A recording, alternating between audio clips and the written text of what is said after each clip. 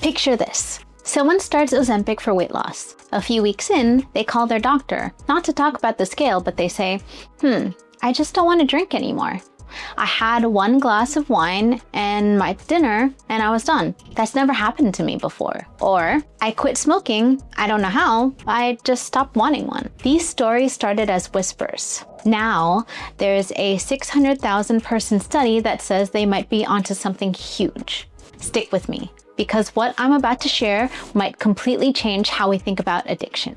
Hi, I'm Dr. Dona, youth and adult psychiatrist and obesity-certified physician, here to discuss all things mental health and wellness related. And today we're going somewhere I don't think enough psychiatrists are talking about yet. And trust me, we should be. We're talking about GLP-1 medications and addiction. Alcohol, nicotine, gambling, even opioids.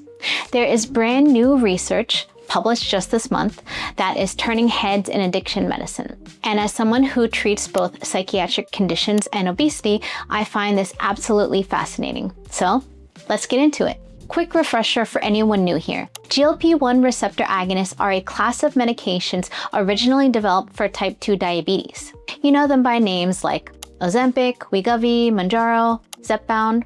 They work by mimicking a hormone, GLP-1, that your gut naturally releases after eating. This hormone signals your brain that you're full, helps regulate blood sugar, and does a whole lot more than we originally thought.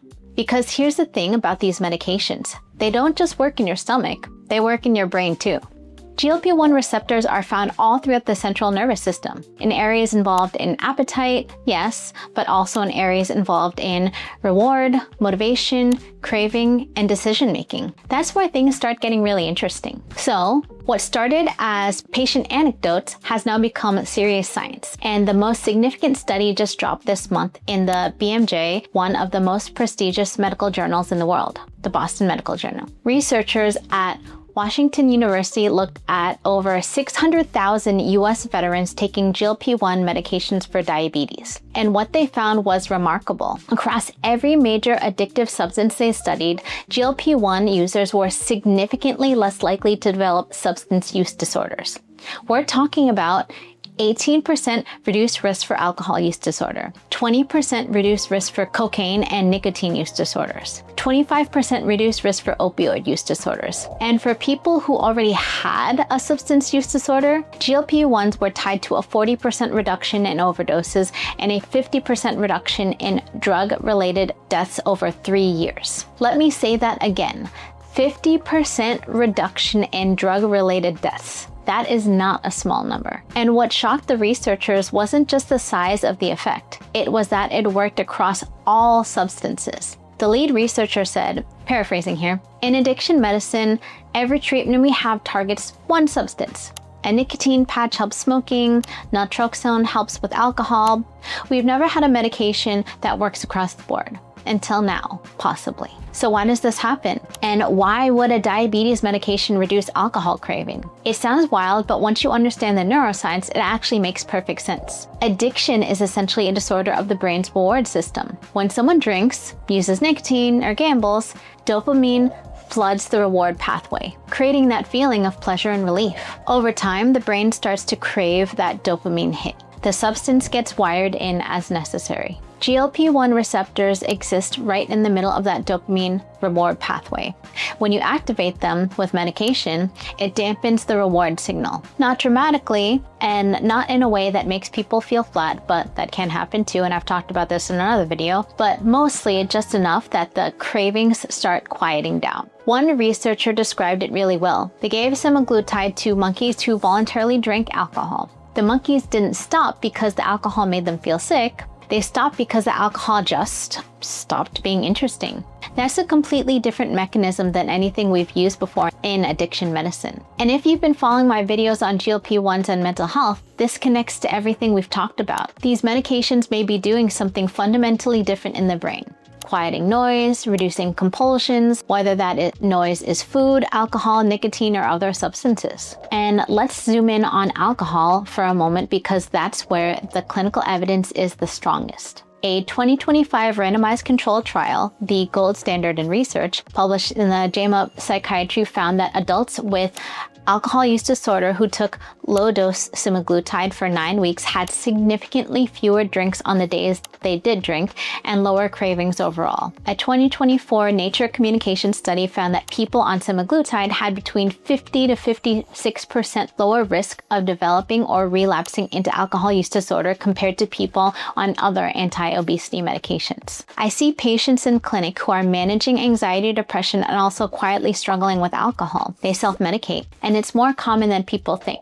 And the idea that a medication they might already be on or could benefit from metabolically might also be helping them with that pattern, that is incredibly meaningful from a whole person care standpoint.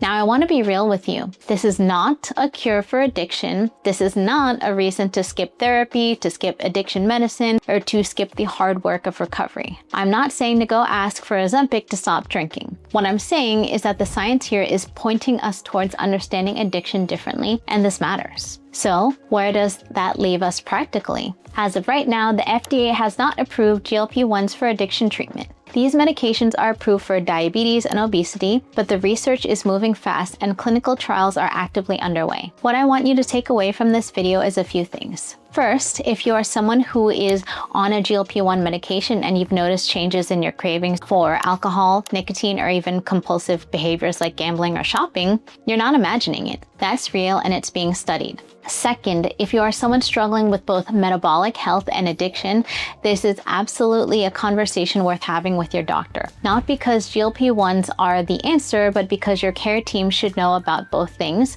and the overlap matters. Third, if you're a provider watching this, we are at the beginning of something genuinely new in addiction medicine, a medication that may work across substances by targeting a common biological pathway, craving itself, rather than each drug individually.